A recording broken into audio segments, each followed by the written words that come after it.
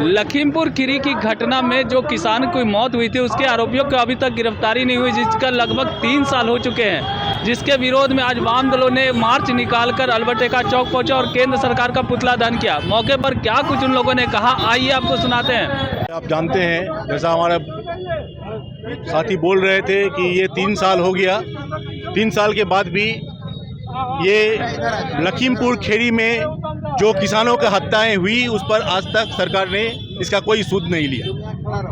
UP सरकार, केंद्रीय सरकार, दोनों सरकार इसमें दोषी है और जिस तरह से किसानों की हत्या हुई है उसका विरोध में आज हम प्रदर्शन कर रहे हैं। ये प्रदर्शन सिर्फ आज का बात नहीं है, लगातार हमने देखा है अभिव्यक्ति का आज़ादी पर केंद्रीय सरकार का जो हमला है, सरकार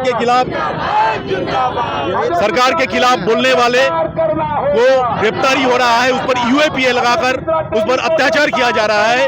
और ये जो तानाशाही है, ये तानाशाही का जवाब आज मजदूर और किसान कलेक्टिवली एक साथ हम दे रहे हैं और ये शुरुआत है।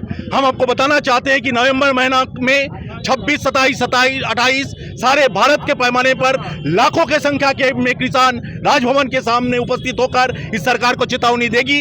हम जनसंपर्क अभियान चलाएंगे और इस सरकार को गद्दी से उतार कर ही रहेंगे, यही हमारा प्रण है। क्योंकि यह सरकार जनता की सरकार नहीं है, इससे महंगाई से कोई सरोकार नहीं है, बेरोजगारी से सरोकार नहीं है, महिलाओं के आबरू पर कोई सरोकार नहीं है। ऐसा निकम्म सरकार को केंद्र में रहने का 1 मिनट भी अधिकार नहीं है। इसलिए आज के इस जगह से हम लोग प्रण ले रहे हैं, इस सरकार में गद्दी से उतार कर ही हम दम लेंगे। इसी के साथ हम बात को समाप्त करते हैं। देखिए, आज के ही दिन 3 अक्टूबर को जब किसान आंदोलन अपने उफान पर था, उस दरमियान भाजपा के सांसद जो गृह राज्य मंत्री हैं अजय मिश्रा टेनी और उनके सुपुत्र ने किसानों के ऊपर में गाड़ी चढ़ा करके 3 किसानों की हत्या कर दिए।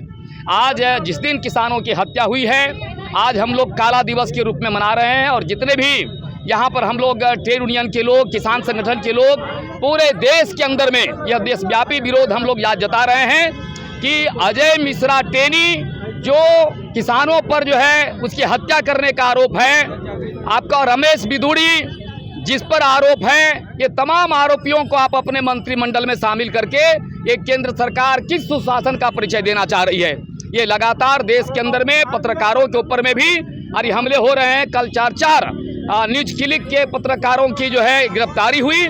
पूरे एक तरह से देश के अंदर में तानाशाही, देश के अंदर में हिटलर शाही वो थोपने की कोशिश चल रही है। तो हम लोग भी आज अल्बर्ट एक्का चौक पर बता देना चाहते हैं, जब हिटलर शाही नहीं चली तो मोदी शाही भी नहीं चलेगी। किसानों की और मजदूरों की जो तकलीफ है समझे, और किसान आंदोलन के दौरान जो किसान शहीद हुए हैं उनको मुआवजा दो, और तमाम ये जो 4 लेबर कोड जो बनाए हुए हैं, जो मजदूरों को गुलामी की दस्तावेज है, उसको सरकार वापस ले, अन्यथा आने वाले दिनों में देश के किसान मजदूर इस सरकार को गद्दी से हम विदाई करेंगे।